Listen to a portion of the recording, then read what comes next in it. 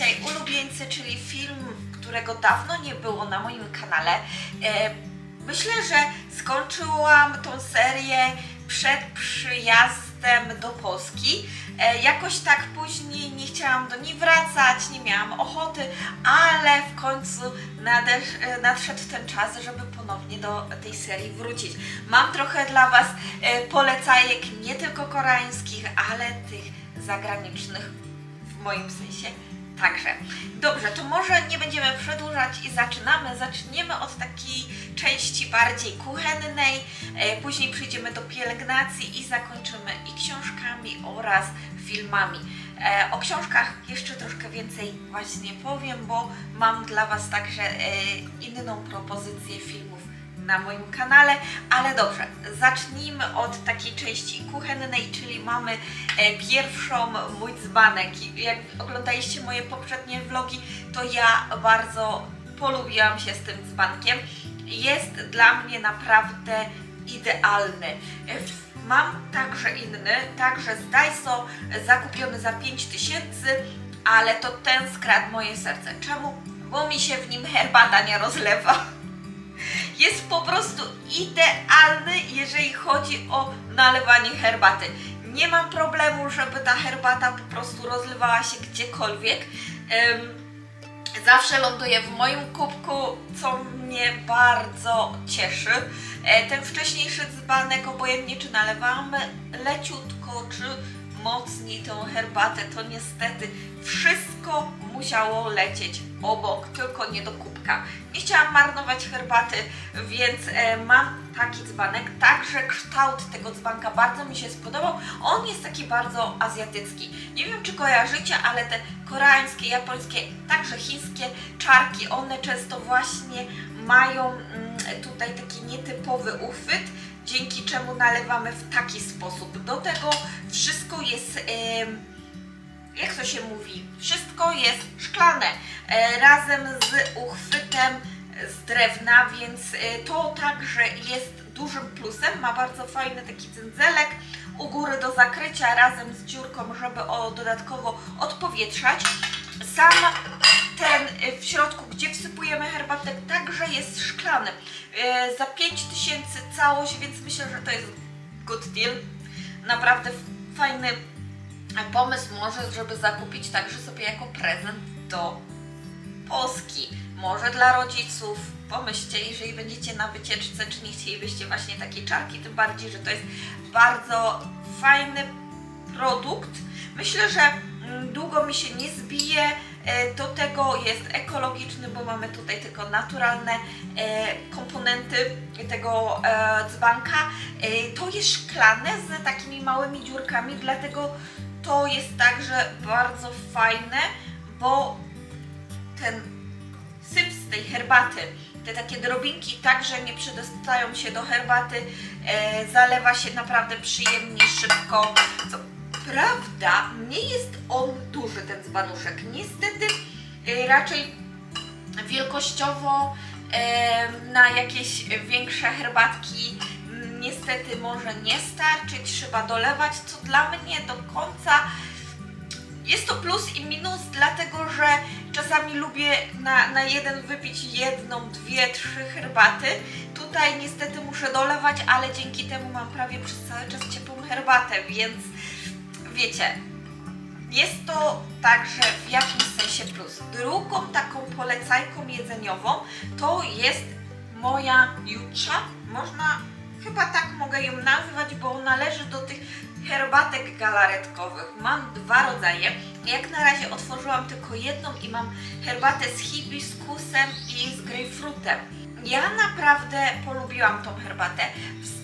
W przeciwieństwie do innych, ona nie jest na tyle słodka, żeby po prostu dominować całą herbatę. Daje taki fajny, ciekawy posmak, tym bardziej ta grejpfrutowa. Mam jeszcze jedną Gukhua Jucha. Gukhua to myślę, że to jest mlecz. Nie jestem 100% pewna, ale jak dowiem się, że przetransferuję na polski, to Wam tutaj dam znać. Jucha to jest ta herbata, owoc, który jest chyba miksem, z tego co pamiętam, dwóch owoców. Jest to typowo azjatycki cytrus. Daję Wam informację większą, jakie to są owoce i skąd dokładnie pochodzi, ale tej jeszcze nie otwierałam, bo chciałam wykończyć to. Ta może być leciutko słodsza, bo jednak nie ma tego grejpfruta w sobie, który jednak daje ten taki gorzkawo-kwaskowaty posmak, ale jak tylko ją spróbuję, to także Wam dam znać. Naprawdę super prezent, myślę, że jest naprawdę fajny, trochę ciężki, więc może nam trochę tych kilogramów w tej walizce zabrać, ale myślę, że jeżeli szukacie właśnie prezentów dla Waszych znajomych albo dla rodziny, albo sami byście chcieli spróbować, to myślę, że to jest idealny produkt na to, żeby wziąć do walizki i sprowadzić do Polski. Wiem, że w Polsce są produkty tego typu, ale powiem Wam tyle, że tutaj nie jest to takie słodkie, jest naprawdę przyjemne, dobrze smakuje, więc naprawdę, jeżeli chcecie, to myślę, że to jest lepsze rozwiązanie niż na przykład te duże słoiki, które możecie zakupić w Polsce, które niestety są słodkie i mają sporo cukru. Dobrze, to teraz może przejdźmy do kącika pielęgnacyjnego. Tutaj także mam dwa produkty. Jeden to jest mgiełka. Jeżeli oglądacie mnie na Bori Beauty razem z Moniką, to ostatnio w ulubieńcach mówiłam właśnie o tej mgiełce i pomyślałam, że tutaj zrobię mini autoreklamę, że jeżeli chcecie na jej temat posłuchać, to Was bardzo zapraszam na nasz kanał. I ta mgiełka jest firmy Boch, Pentacer Liberty Cup Cream Mist i jest to naprawdę rewelacyjna mgiełka. Ja ją uwielbiam. Ostatnio także mam znowu nawrót troszkę większych problemów. Jeden z kosmetyków mnie podrażnia i ta mgiełka na przykład w ogóle nie zaognia tego stanu na mojej twarzy. Do tego bardzo fajnie nawilża, daje takie fajne uczucie nawilżenia, jak na przykład wychodzicie spod prysznica i musicie szybko czymś zabezpieczyć skórę. Jeżeli macie tak suchą skórę jak ja, to na przykład ta mgiełka idealnie do tego pasuje. Teraz chcę ją także brać do mojej torebki i w ciągu dnia, kiedy to powietrze jednak jest dużo suchsze niż latem, chciałabym ją spryskiwać, kiedy poczuję po prostu ciągnięcie na twarzy, kiedy na przykład kremu nie mogę nałożyć. Jest to też bardziej takie higieniczne, bo tylko spryskujemy, odszczekujemy. Jakbym miała nakładać na przykład krem na makijaż, bo tą mgiełkę także możecie używać na makijaż i na przykład nakładać na makijaż krem, reaplikować, albo ogólnie, kiedy jesteśmy gdzieś na zewnątrz, żeby nałożyć krem, no to nie jest za bardzo higieniczne. Ale myślę, że taka mgiełka rewelacyjnie się sprawdzi właśnie na to, żeby dać ten boost nawilżenia dla tych osób, które mają suchą skórę i potrzebują w ciągu dnia, kiedy jest zima, kiedy właśnie to powietrze daje nam w kości, jest strasznie sucho, więc to petarda. Kolejny produkt to jest produkt, który mnie zainfluencowała inna influencerka. Tak, mogę tak powiedzieć. Produkt, który naprawdę się sprawdza rewelacyjnie. Ja naprawdę wiele produktów przetestowałam i ten jak na razie na koreańskie lato sprawdza się najlepiej. Brwi stoją i się nie ruszają. Zostają w tym miejscu, w którym powinniście je mieć. Tutaj dam Wam może filmik, jak ja to nakładam, jak ja to stosuję, żeby moje brwi jeszcze dłużej wytrzymały. Jeżeli źle nałożymy ten produkt, to wtedy możecie mieć uczucie, że są takie drobinki takiego kleju, który nie jest dobrze rozprowadzony, dlatego trzeba uważać, jak to nakładamy. Jeden z większych minusów tego produktu to jest to, że jest to bardzo małe opakowanie i szybko się zużywa, a cena jest całkiem spora. Z tego co kojarzę, ja kupiłam go za 40 albo 50 zł za takie opakowanie, więc jest to całkiem sporo za ile produktu? Właśnie nie mogę Wam chyba powiedzieć, bo nie widzę. 6 ml? Z tego co widzę 6 ml, ale nie jestem 100% pewna, nie chciałabym Was okłamywać, ale myślę, że produkt jest warty uwagi, jeżeli jesteście mieszkacie w takim kraju jak ja, czyli Korea, gdzie wilgotność powoduje, że po prostu wszystko spływa z nas latem, a ten klej jednak się trzymał i naprawdę fajnie działał na moje brwi, więc jak najbardziej polecam. I to były wszystkie polecajki właśnie pielęgnacyjne i może przejdźmy teraz do dram, filmów i seriali. Zaczniemy pierwszą od angielskiego serialu, który ostatnio znalazłam na czym? Na Amazonie. Netflix znudził mi się. Nie wychodzi nic ostatnio ciekawego, więc użyczyłam sobie Amazona i słuchajcie, tak weekend szukałam jakiegoś fajnego serialu i trafiłam na Moja Jane. Super serial. Jest to serial opowiadający o królowej Jane, która z księżniczki, można tak ją określić, bo jej kuzyn jest królem, stała się królową. Pewne zawiłości fabularne spowodowały to, że w pewnym momencie stała się królową. Jest tam troszkę miks takiej fantastyki. Jest to serial właśnie połączenie romansu lekkiego, humoru, właśnie intrygi, kostiumowy serial, więc wszyscy fani kostiumówki bardzo, tutaj jest taki disclaimer, bardzo specyficznego humoru oraz takiego lekkiego romansu z hate to love. Myślę, że Wam się bardzo mocno spodoba. Serial ma specyficzny humor. Tutaj dla osób, które nie trawią przeklinania, nie trawią takiego spicy humoru, to nie jest serial dla Was i nawet nie sięgajcie do niego. Ale jeżeli lubicie taki czarny, o zabarwieniu czarnego humoru serial, to Wam się spodoba. Ja bardzo polubiłam. Skończyłam ten serial w jeden weekend. Nie było dużo odcinków, bo tam chyba jest 10 lub 11 odcinków. Pochłonęła mnie. Dobrze się przy tym serialu bawiłam. Bardzo super i polecam wszystkim. Jeżeli lubicie, to jak najbardziej skorzystajcie z tego. Ja czekam teraz na drugi sezon i mam nadzieję, że wyjdzie drugi sezon. Że mi nie zrobią tego i nie wypuszczą, że taki smaczek tylko dali i więcej nie. Mam nadzieję na drugi sezon, bo historia nie skończyła się tak, że to już będzie definitywny koniec i na pewno powinien tu być kolejny sezon. Liczę na to, czekam.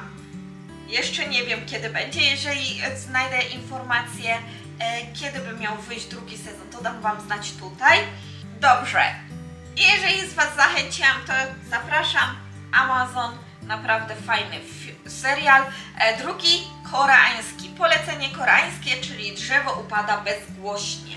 Jest to serial, który poleciła mi Beata Park z Instagrama.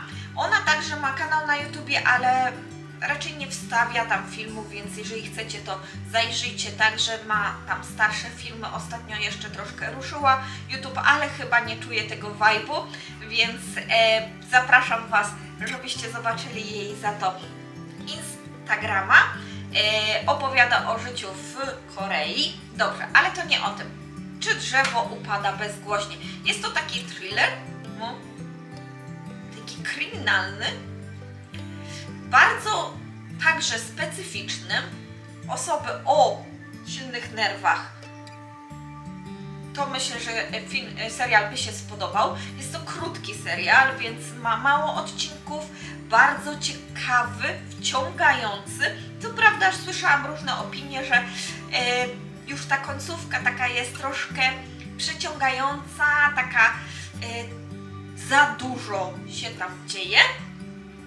Ale moim zdaniem serial naprawdę warty uwagi i już dawno nie miałam serialu, który by mnie wciągnął, który by mnie ciągnął do końca z takim zainteresowaniem. Niestety ostatnio te seriale takie rom-comy mnie bardzo nużą, są bardzo przewidywalne, a tutaj w końcu coś wyszło w stylu thrillera, gdzie naprawdę fajnie się to ogląda i czekasz, co będzie następne. Mamy główną bohaterkę i głównego bohatera.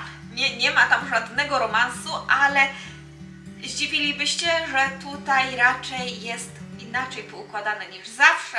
Mężczyzna nie jest tym złym, a tu kobieta jest po tej drugiej ciemnej stronie.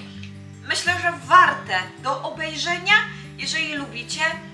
I mała informacja, tutaj jest historia o dzieciach, o dziecku właśnie jako tej części, gdzie padła ofiarą, dziecko padło ofiarą, więc jeżeli nie lubicie takich historii nawet przez moment i tutaj nie jest nic tak dużo pokazane, to nie ruszajcie tego filmu, serialu, a dla wszystkich innych serdecznie zapraszam, naprawdę bardzo długo trzymający w napięciu serial.